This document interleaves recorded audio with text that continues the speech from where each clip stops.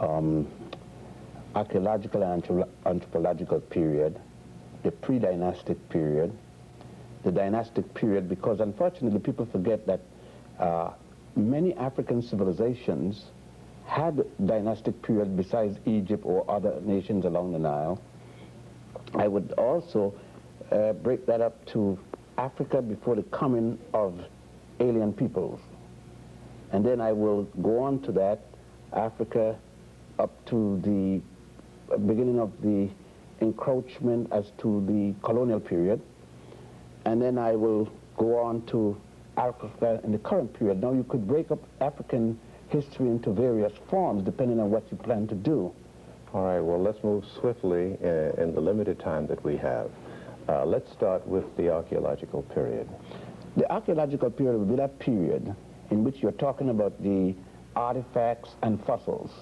The artifacts, like the stone equipment, stone implements, and so forth, and the fossil period being the human finds.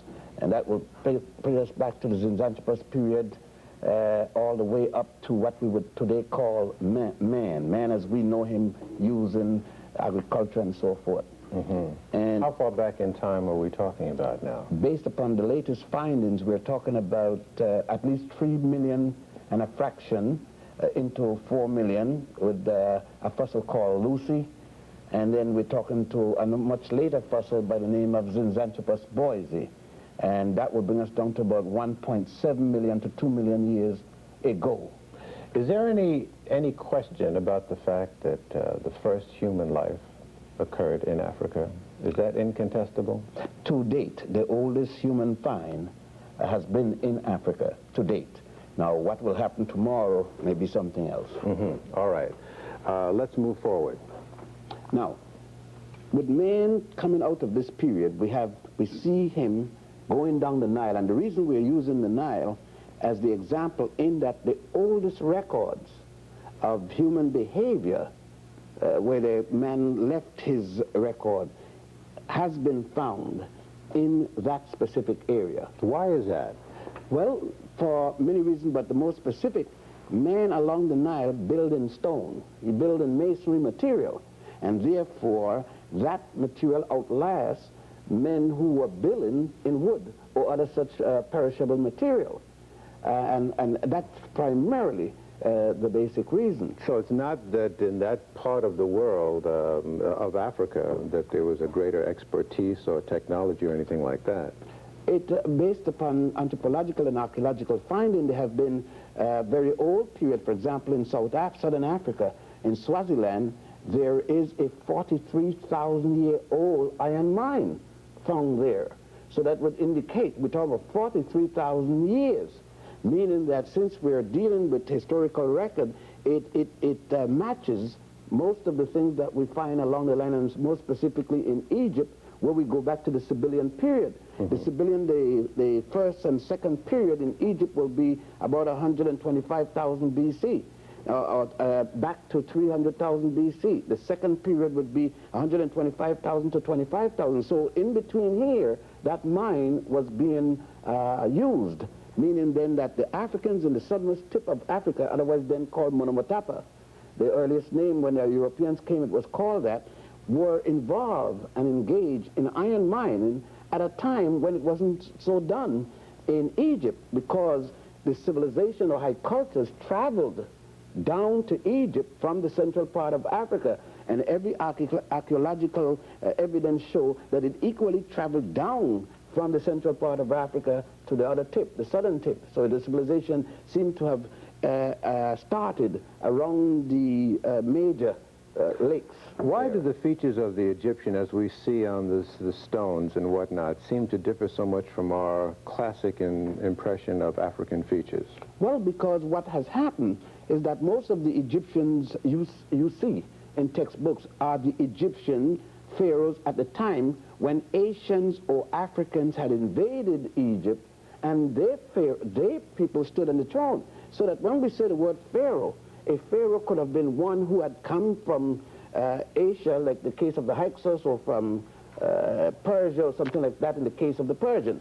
Or later, it could have been one of the conquerors who had come from Greece or from Rome.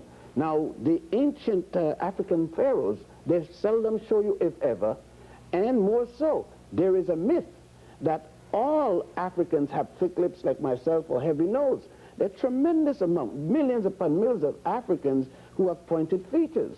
So that the image of a pharaoh with what is called a Western type or pointed or aquiline nose doesn't mean that that person wasn't an African equally. So, and many of the likenesses of those with African features were destroyed by European invaders? European and Asian invaders, but more specifically European invaders. Or when the nose didn't look the way that they thought it should look, the nose suddenly got broken. It's strange that the Romans and the Greeks, who had more pointed nose, when you go to Alexandria in that part of the museum, not a single nose is broken. But when you get to the indigenous African, almost to the last one, the nose got damaged when that nose should not have gotten damaged on the basis of the length of the nose. What about the structure in the early formings of civilization in Africa? What was a family structure like? Well, in African families, you could say this would be typical. There's some things about the continent of Africa you can't say is typical by virtue of the size and the variations of cultures and so forth. But there are other things you could say was typical. One of the typical things with Africa was the predominance of family value. And you would say that the matriarch society, the society in which one inherits from one mother, was more dominant than the patrilineal society. That doesn't mean, however, that the women ran the society, but that the source of the society, the source of the family, was of the woman. That, for example, the ancient Egyptians made it very clear that for the pharaoh to inherit legally the throne, he had to get it through a woman.